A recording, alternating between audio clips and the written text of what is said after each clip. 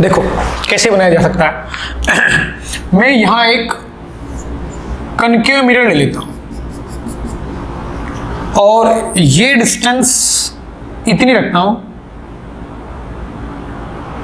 कि ये इसके लिए कनकेव का फोकल पॉइंट F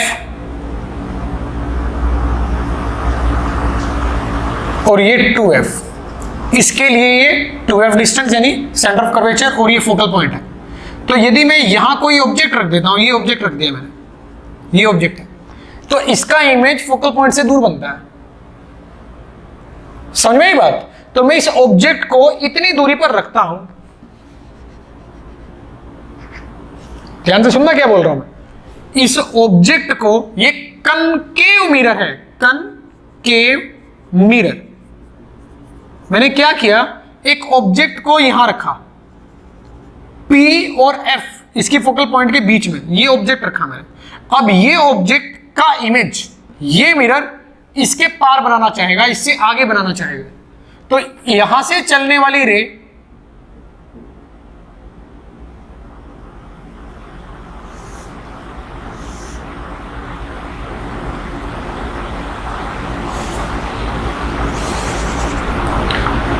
आप ये बोलोगे कि इस ऑब्जेक्ट से चलने वाली रे रिफ्लेक्शन के बाद ऐसे जाएंगे,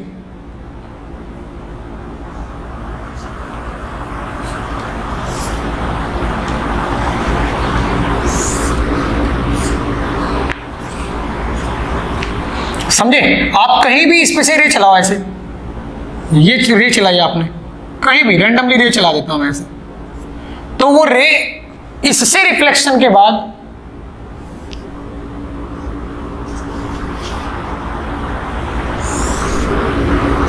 ऐसे जाएंगी।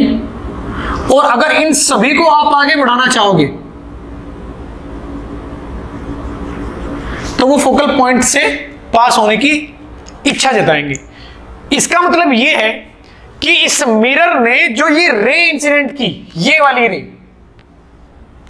ये रे कन्वर्जिंग है, ये पॉइंट इसने इमेज बनाया, इस ऑब्जेक्ट का इस मिरर ने ये इमेज बनाया, ये वाला।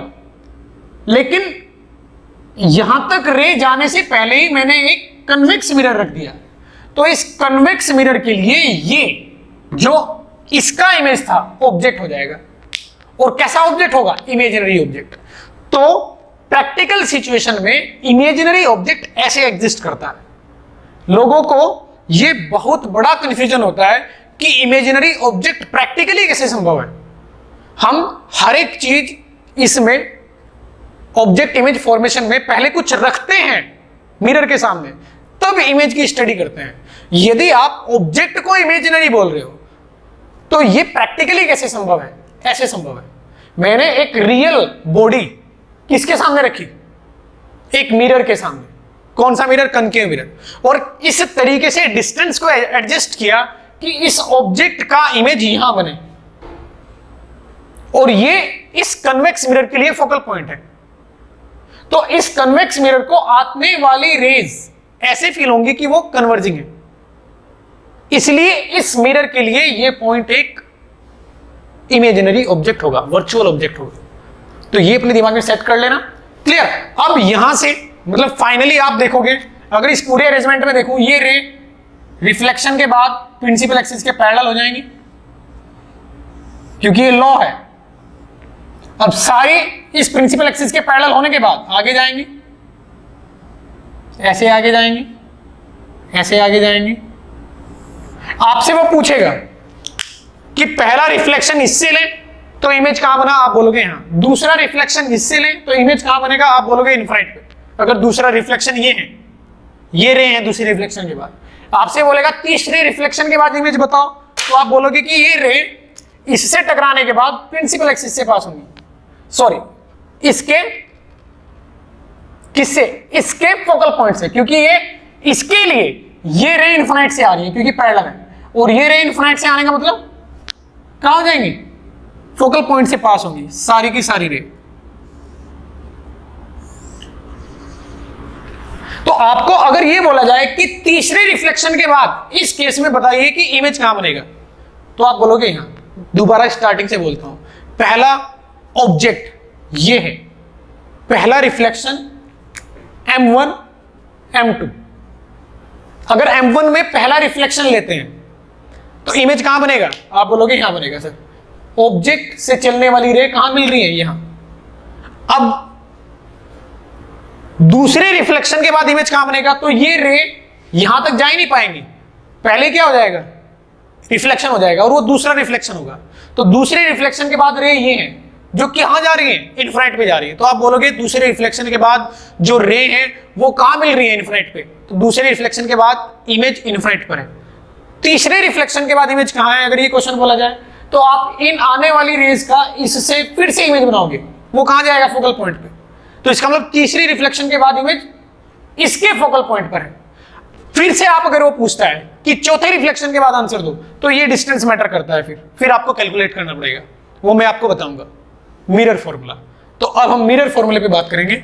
ये रे डायग्राम जो मैंने आपको ये भी बताया, ये क्वेश्चन मैंने बताया, ये मैं आपको कराऊंगा डेटा देकर। अभी सिर्फ मैंने आपको एक तरीका बताया कि क्वेश्चन कैसे पूछा जाता है और कैसे अप्रोच किया जाता है, समझे। In this lecture we will talk about mirror formula. जितने भी मिरर से रिलेटेड फॉर्मूले हैं उन सभी के बारे में हम यहाँ बात करेंगे।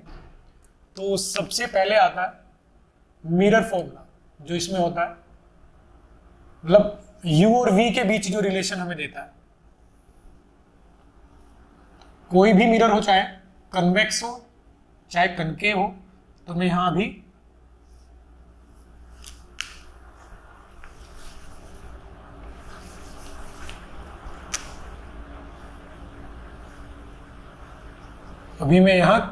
कनकेव मिरर लिख देता हूं और ये मान लेते हैं ऑब्जेक्ट है।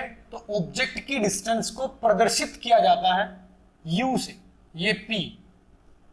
और कहीं भी यदि इमेज बनता है, मान लेते हैं इमेज यहां है, मैं जस्ट मान रहा हूं, जरूरी नहीं है कि ये मतलब इधर इमेज बनता ही है, ये कनकेव कन्वेक्स कुछ भी हो सकता है, ये एक मिरर है इधर। तो मिरर से ऑब्जेक्ट की डिस्टेंस को u से लिखते हैं। अब ये u पॉजिटिव नेगेटिव हो सकता है, ये डिपेंड करता है कि ये u किस साइड में है, पॉजिटिव रीजन में है या नेगेटिव रीजन में। पॉजिटिव नेगेटिव रीजन कैसे डिफाइन होते हैं कि रे जिस डायरेक्शन में चल रही है p के रेस्पेक्ट में, वो पॉजिटिव रीजन होगा। ये चीज मैं बता चुका हूं आपको। तो ये u और ये v। तो location of image, location of या position of object with respect to pole होती है u। Position of image with respect to pole होती है v। और u v पॉजिटिव नेगेटिव दोनों हो सकते हैं। पॉजिटिव कब होगा, नेगेटिव कब होगा, ये मैं बात आपको बता चुका हूं। तो u v और इस मिरर की फोकल लेंथ मान लेते हैं f है। तो हम जो मिरर फॉर्मूला होता है वो होता है 1/v + 1/u = 1/f। ये मिरर फॉर्मूला है, क्लियर। इसी को बोलते हैं मिरर फॉर्मूला।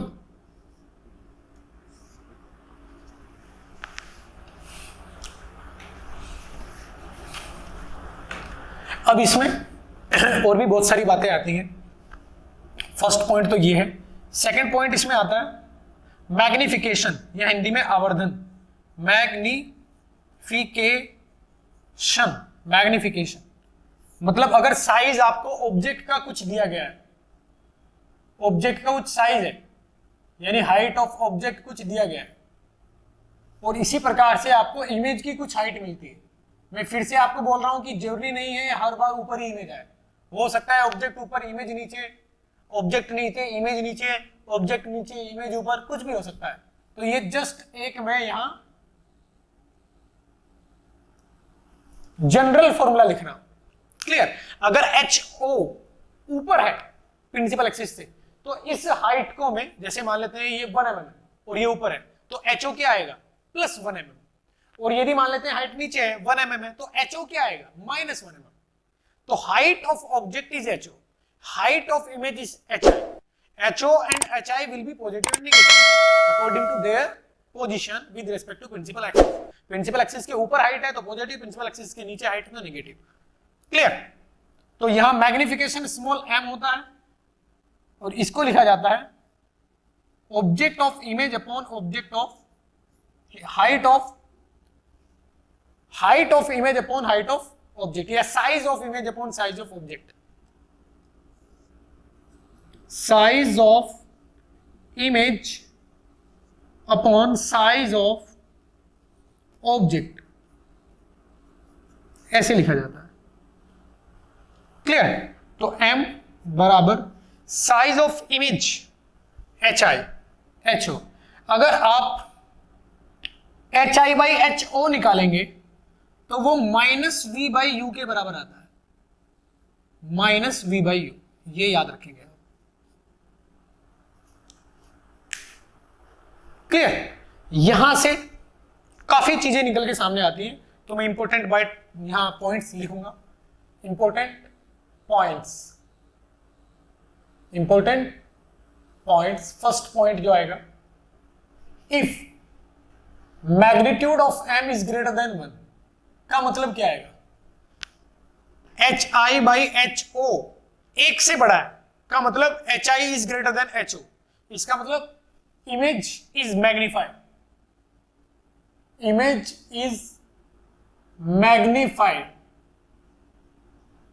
बड़ा इमेज है ऑब्जेक्ट से, तो इस मिरर ने जो ऑब्जेक्ट बनाया है वो मैग्नीफाइड है। सेकंड पॉइंट इसमें आएगा, इफ m का मोड इज लेस देन 1, तो इसको आप क्या लिखोगे?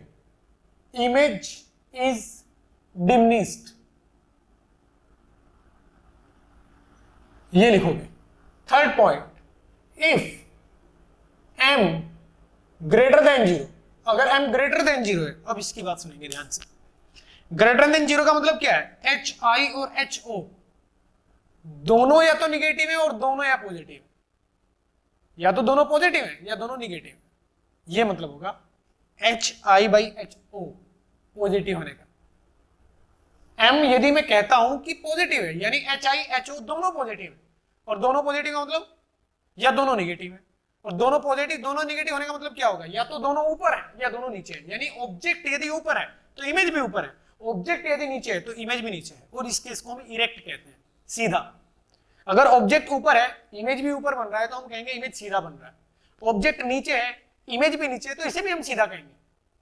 ऑब्जेक्ट के रिस्पेक्ट में बोली जाती है चीजें, डिमिनिश्ड, मैग्नीफाइड, इरेक्ट, यानी सीधा उल्टा, ये ऑब्जेक्ट के रिस्पेक्ट में होती है। ऑब्जेक्ट नीचे, इमेज भी नीचे, तो आप इसको सीधा बोलोगे, उल्टा नहीं बोलोगे। ऑब्जेक्ट नीचे, इमेज ऊपर, तो इसको उल्टा इमेज बोलोगे आप। अगर ऑब्जेक्ट नीचे है, इमेज ऊपर बनेगा, तो आप क्या बोलोगे? इमेज उल्टा बनेगा। क्लियर? उसको आप इन्वर्टेड इमेज बोलोगे। और यदि ऑब्जेक्ट ऊपर, इमेज नीचे, उसको भी इन्वर्टेड बोलोगे। तो यानी m ग्रेटर देन 0 में क्या आएगा? इरेक्ट इमेज, सीधा image. For if m less than 0, अब लेस देन कब आ सकता है? जब एक पॉजिटिव एक निगेटिव, या तो HI पॉजिटिव HO पॉजिटिव, मतलब या तो HI पॉजिटिव हो HO निगेटिव हो, HO पॉजिटिव HI निगेटिव, यानी एक ऊपर तो दूसरा नीचे होना चाहिए। तो इसका मतलब क्या होगा? इन्वर्टेड इमेज, इसको बोलोगे आप इन्वर्टेड इमेज। तो ये चार बातें हैं, इनको याद रखोगे आप। -v/u ये फॉर्मूले प्रूव किए जा सकते हैं ज्योमेट्री से, लेकिन प्रूफ हमें नहीं पढ़ना है। जेईई मेन, नीट में कोई प्रूफ नहीं आपसे पूछेगा, आपको ये एप्लीकेशन आनी चाहिए, ये भी प्रूव किया जा सकता है। स्मॉल एंगल अप्रोक्सीमेशन लगेगा, आपको शायद बोर्ड में प्रूफ भी कराया जाता है, मेरे याद है यूपी बोर्ड में मैंने प्रूफ भी किया हुआ है, लेकिन हमें इससे मतलब नहीं है यहाँ, क्योंकि प्रूफ कोई नहीं पूछेगा, आपको इसका एप्लीकेशन आना चाहिए, इसका। अगर आप इस मैग्निफिकेशन में एफ को इन्वॉल्व करना चाहते हैं, एफ को, फोकल लेंथ ऑफ मिरर को इन्वॉल्व करना चाहते हैं, तो इन्वॉल्व किया जा सकता है। देखो कैसे, m बराबर क्या आया? HI बाई HO, और इसकी वैल्यू होती है -v/u,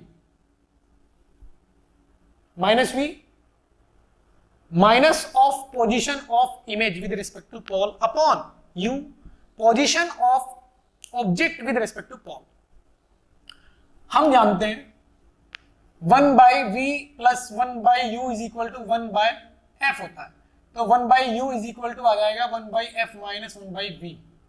तो आप यहां से 1/u को लिख सकते हो HI/HO यानी मैग्निफिकेशन लिख सकते हो माइनस v, 1/u यानी 1/f माइनस 1/v, और ये आ जाएगा, इसको अगर आप सॉल्व करोगे तो ये आ जाएगा 1 माइनस v/f, अंदर मल्टीप्लाई करोगे यहां +1 होगा और ये माइनस v/f हो जाएगा, यानी f minus v upon f। एक फॉर्मूला ये भी होता है, क्लियर? तो आप यहां लिख सकते हो f माइनस v/f, अगर f के टर्म में याद रखना चाहते हो। एक फॉर्मूला और लिख सकते हो आप इसमें, f upon f minus u, ये भी लिख सकते हो, और शायद ये प्लस आएगा, प्रूव कर लेते हैं। देखो, अगर u के टर्म में आप लिखना चाहते हो तो वो भी लिखा जा सकता है। कैसे? कि यहां से आप 1/v निकालो, 1/v क्या आएगा, 1/f माइनस 1/u, ये आएगा। तो v कितना आएगा, v आएगा u माइनस f, u इधर f इधर और f ऊपर, f इंटू u, ये आ जाएगा। देखो, क्लियर? अब v की वैल्यू इसमें पुट कर देता हूं, तो HI/HO जो आएगा, v की वैल्यू इसमें पुट कर देते हैं, -1/u is equal to FU upon u minus f। तो u से u गया, कितना आया, f upon f minus u, तो यहां माइनस ही आएगा। समझे? v के टर्म में f माइनस v/f बराबर f upon f minus u। तो मैग्निफिकेशन के ये फॉर्मूले होते हैं, ज्यादातर आपको ये इस्तेमाल करना पड़ेगा, मैक्सिमम टाइम आप ये फॉर्मूला यूज करोगे, ये बहुत कम यूज करना पड़ता है, ठीक है? तो ये फॉर्मूले हैं मिरर के, इसमें और भी बहुत सारी बातें हैं, वो सारी बातें हम करेंगे।